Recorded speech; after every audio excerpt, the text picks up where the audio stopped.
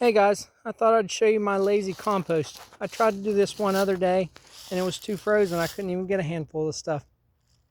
But I already moved my leaf cap over here out of the way. I put that on top just to protect it and keep the rodents from digging in it and stuff. But I want you to look at this compost that I was able to do my first time trying in the laziest way possible. And this is the very top of the stuff. So this isn't even as good of the quality as the stuff will be down toward the bottom. But you look at that stuff. To me, that's the perfect consistency of what you want in a compost. There's some bigger wood chips and brown materials, and then a lot of this smaller good stuff.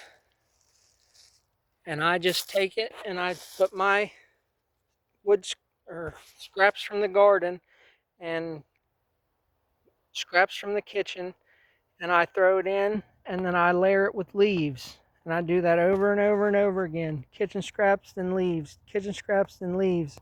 And then after a certain period of time, I take that pile and I chop it up with a shovel and flip it over one time. And then let it sit for a few more months. And then a second time, I put it in this cage. This is just chicken wire, and I braided it up myself. And then I took that pile and I flipped it over again, taking what was on the bottom and putting that on top, and what was on top and putting that on bottom. And I only do that 2 times, and it's been maybe a year or something this has been sitting, maybe 2 winters. And so if you want to do it the lazy way, this is the way to do it. You don't have to do all the checking of temperature and stuff like that. You just let it sit and let nature do its work, and it works really good. This is my first time trying, and it seems to be working out really good.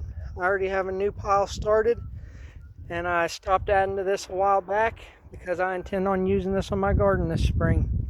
And it should save me some money because I made a pretty good heap of my own compost, homemade. Pretty cool, huh guys?